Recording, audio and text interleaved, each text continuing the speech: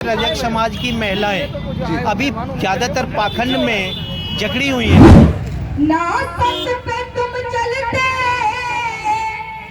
और ढोंग रचाते हो। क्या कर रही हो बेटी?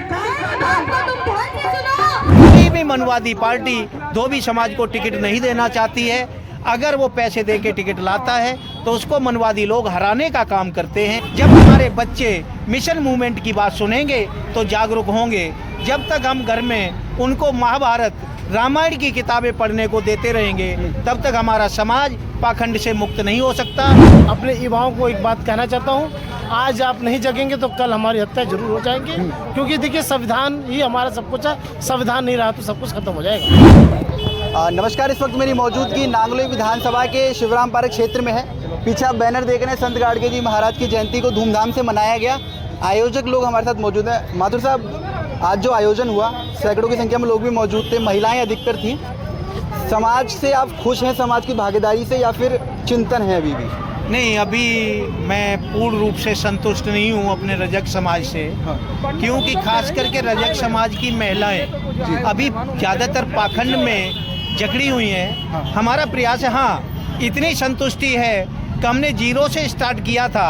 आज सैकड़ों महिलाएं हमारे विचारों से सहमत हैं, हमारे प्रोग्राम में आती हैं और संत गाडगे जी और बाबा साहब B.R. अम्बेडकर जी के मिशन मूवमेंट पे चलने का उन्होंने जो काम किया है उससे संतुष्टि है।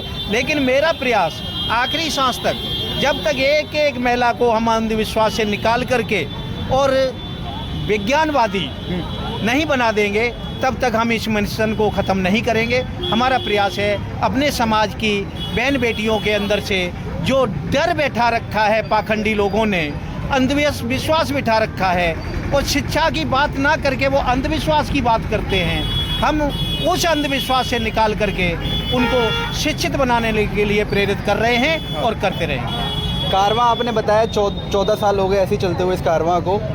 मैं बात करना चाहूँगा इन मुद्दों पर कि युवा की भागीदारी जो है वो समाज को लेकर बढ़ रही है या फिर कहीं ना कहीं कमी है, युवाओं को आगे आना चाहिए इस मुद्दे को लेकर? नहीं, ये चिंतन का विषय है। हाँ। कि हमारे बीच में जो लोग आते हैं, हाँ, वो 90% तो तकरीबन सीनियर सिटीजन होते हैं जी। और सीनियर सिटीजन घर में जाके जब अपने बच्चों को वो बात नहीं बताएंगे तो ये जागरूकता कैसे बढ़ेगी? मेरा सभी से मानना है, जिस तरह से हम अपने पोते को तैयार कर रहे हैं, हम पहले से उसको जगह जगह लेके जा रहे थे और वो विचारों को सुन रहा था और मनन कर रहा था, ऐसे ही हमारे सभी साथियों को अपने पूरे परिवार के साथ प्रोग्रामों में जाना शुरू करना पड़ेगा। जब हमारे बच्चे मिशन मूवमेंट की बात सुनेंगे तो जागरूक होंगे। जब तक हम घर में उनको महाभारत रामायण की किताबें पढ़ने को देते रहेंगे तब तक हमारा समाज पाखंड से मुक्त नहीं हो सकता। तो मेरा मानना ये है कि जहाँ भी बहुजन महापुरुषों का प्रोग्राम हो रहा है अपने परिवार के साथ जाएं और ख़ास करके अपने बच्चों को लेके जाएं। बच्चों की जागरूकता आगे बढ़ेगी, बच्चे जागरूक होंगे तो हमारा समाज जागरूक होगा। जय गाडगे, जय भीम। काशीराम साहब ने एक बात कही थी कि जितनी जिसकी हिस्सेदारी उतनी उसकी भागीदारी। तमाम मैं समाज के लोगों को देखता हूँ, चाहे वो किसी भी समाज के हों, जनरल, SC, ST, OBC, और ऐसी में आप देख लीजिए जाटव समाज, वाल्मीकि समाज भी काफ़ी बढ़ चढ़कर राजनीतिक रूप पर आ रहा है। क्या लग रहा है, क्या रजक समाज राजनीतिक रूप से उतना बढ़ रहा है आगे? देखिए, हाँ, बिल्कुल बढ़ रहा है। रजक समाज बड़ी तादाद में आज राजनीति में हिस्सेदारी लेना शुरू कर दिया है।